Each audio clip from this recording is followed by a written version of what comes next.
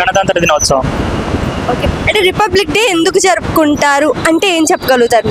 అంటే మనకు రాజ్యాంగం అమల్లోకి వచ్చింది కదా, ఫర్ ద సెలబ్రేషన్ ఆఫ్ రాజ్యాంగం అని చెప్పేసి రిపబ్లిక్ డే సెలబ్రేట్ చేసుకుంటారు. మీకు రిపబ్లిక్ డే అంటే దాని మీనింగ్ ఎప్పుడు అర్థమైంది? అంటే ఏ స్టాండర్డ్లో when is my schooling days, అది second standard, third standard? Not second, when I was in 8th.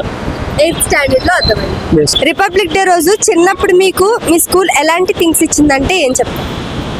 ఎలాంటి థింగ్స్ అంటే ఆల్మోస్ట్ ఫస్ట్ ఆఫ్ ఆల్ చిన్నప్పుడు ఏంటంటే Republic Day and Independence Day same అనుకునేవాళ్ళు చాలా మంది, కానీ so Republic Day and Independence Day same అనుకునేవారు. అనుకునే వాళ్ళు కొందరికి డిఫరెన్స్ కూడా వెళ్ళదు.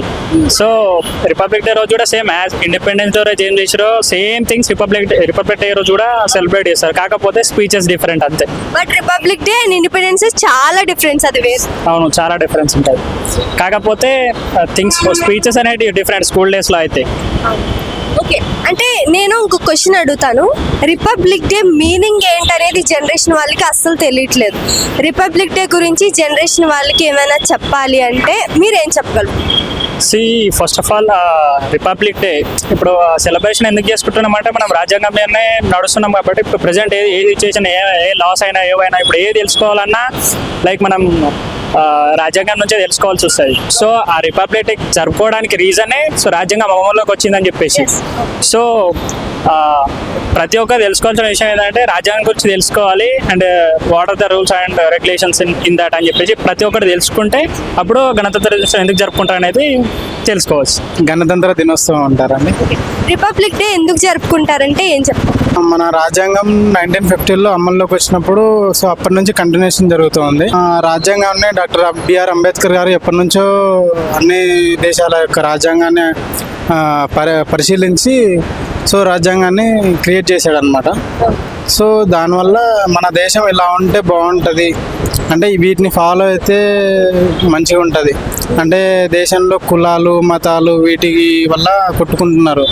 సో దీనికి ప్రతీకగా దీన్ని మాత్రమే ఫాలో అవుతూనే మంచిగా ఉంటుంది అని చెప్పేసి చెప్పిండు. అంటే ఈ జనరేషన్ వాళ్ళకి రిపబ్లిక్ డే అంటే ఏంటో కూడా తెలియట్లేదు. అసలు ఈ జనరేషన్ వాళ్ళకి రిపబ్లిక్ డే గురించి ఏమైనా చెప్పాలి అంటే ఏం చెప్తాం? ఈ జనరేషన్ వాళ్ళకి చెప్పాలి అంటే first of all parents educated అయి ఉండాలి, పేరెంట్స్ గైడ్ చేస్తూ అండ్ స్కూల్లో కూడా ట్రైన్ చేస్తూ ఉండాలి పిల్లలని. ఎందుకంటే ఇప్పుడు మనం ఏ కంట్రీ అనేది అని చెప్పినప్పుడు పిల్లలకి తెలియాలి కదా. అప్పుడు మన స్వాతంత్ర సమరవీరులు మహాత్మా గాంధీ గారు అండ్ నేతాజీ గారు వీళ్ళంతా పోరాడారు అనమాట.